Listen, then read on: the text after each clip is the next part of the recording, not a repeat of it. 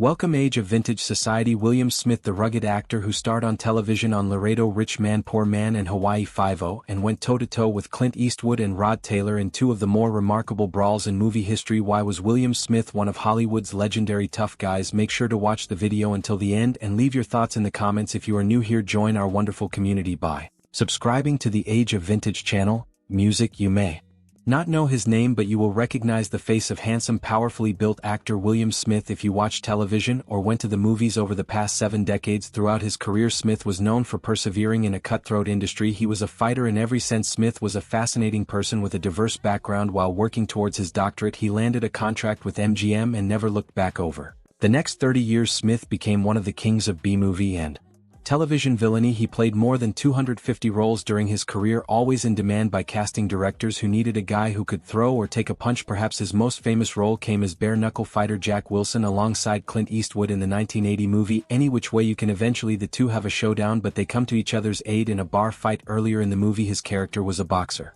named Jack Smith. The scene was long but choreographed well. The fact that neither Smith nor Eastwood used body doubles for the scene was confirmed by Smith. It has to be one of the longest two-man fights ever done on film without doubles. 10 years before this scene, Smith had another legendary fight scene with Rod Taylor in Darker Than Amber. That one was so realistic that both Smith and Taylor suffered injuries during the filming of it. Smith had 3 broken ribs and Taylor had a broken nose. First choreography and staging went out of the window when Rod decided to really hit me, Smith said in a 2010 interview, and so the fight was on. That was a real fight with real blood and real broken bones. Rod is a skilled fighter and at the same time a real scrapper. Now that was a good fight. Smith enlisted in the Air Force at age 18 and became fluent in Russian, German, French and Serbo-Croatian. During the Korean War, he flew secret missions over Russia and other Eastern Bloc countries. He received a top security clearance and planned to go into intelligence work after his studies at Syracuse University, the University of Munich, the Sorbonne in Paris and UCLA. While he was building his intelligence chops, Smith was also earning acclaim as an athlete and bodybuilder. His website says that he won the Air Force Light Heavyweight Boxing Championship, was a champion discus thrower at UCLA twice, won the 200-pound World Arm Wrestling Championship and held a black belt in martial arts, Kung Fu and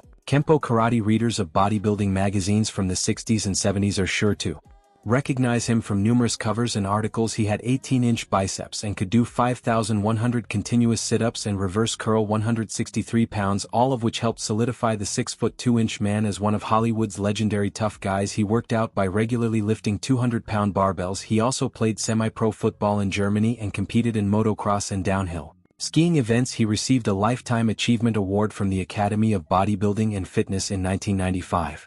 He was inducted into the Muscle Beach Venice Bodybuilding Hall of Fame in 2010 and became an honorary member of the Stuntmen's Association of Motion Pictures in 2000. With all that going for him, how did Smith end up in Hollywood? Smith, who was born on March 24, 1933, grew up on a cattle ranch in Missouri owned by his parents William Emmett Smith and Emily Richard Smith. At the ranch he would develop a love and admiration for horses and the classic Western lifestyle. His family later moved to Southern California and Smith immediately began to seek work in films. As a kid, he made numerous uncredited appearances in classic movies like The Ghost of Frankenstein, Meet Me in St. Louis, Gilder and Going My Way. When MGM came calling a decade later, Smith decided to give acting a try. Following the war, Smith had goals of obtaining a classified position with the government but was offered a contract with MGM while working on his doctorate studies, effectively routing his life's path back to the bright lights of Hollywood. Some of his earliest roles as an adult were as a series regular in television shows like 1961's The Asphalt Jungle and 1965's Laredo, as well as multiple memorable guest turns on Gunsmoke, The Virginian Perry Mason, Batman Lassie and The Mod Squad. In 1965, Smith nabbed the lead role in NBC's Laredo, where he portrayed Texas Ranger Joe Riley for 2 seasons until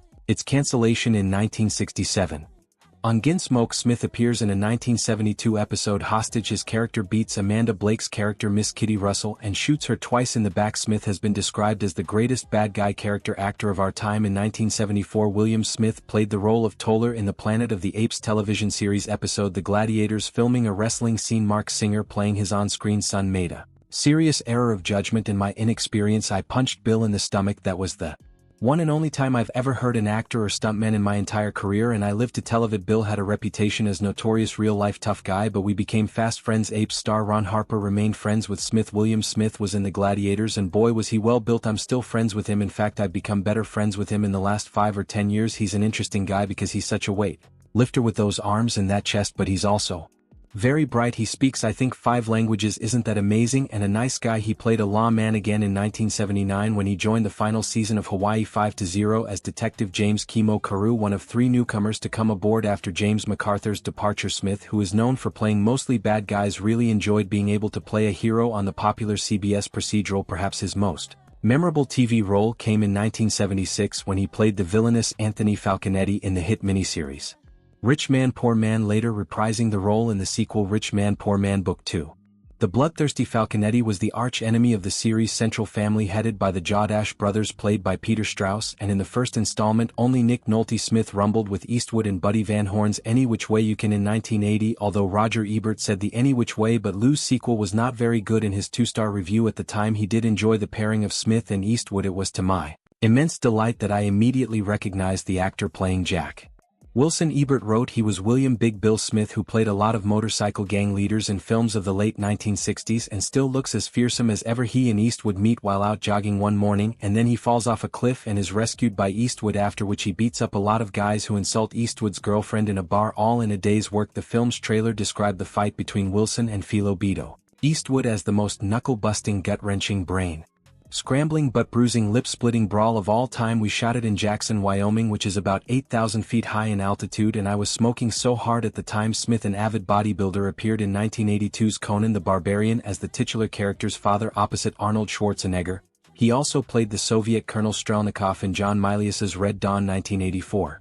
At the end of the decade he also married his second wife Joan. The couple were together until his passing. His final appearance in a film was in Steve Carell's 2020 comedy Irresistible. The 6'2" actor's career saw him tassel on screen with some of the most rugged leading men in Hollywood. Speaking of smoke, Smith was the last actor to portray the Marlboro Man in commercials before they were banned from television. Smith died at the Motion Picture and Television Country House and Hospital in Woodland Hills, California. Joan Cavelli Smith told The Hollywood Reporter she did not want to reveal the cause of death. Smith is survived by his wife of 31 years, son William E. Smith III, and daughter Sherry and Cavelli. If you like this video, don't forget to give it a thumbs up, subscribe if you are new here, and if you want to support my work, please visit my Patreon page. Now it is your turn. What do you think about the life and legacy of William Smith? No wonder he was a natural playing tough guys.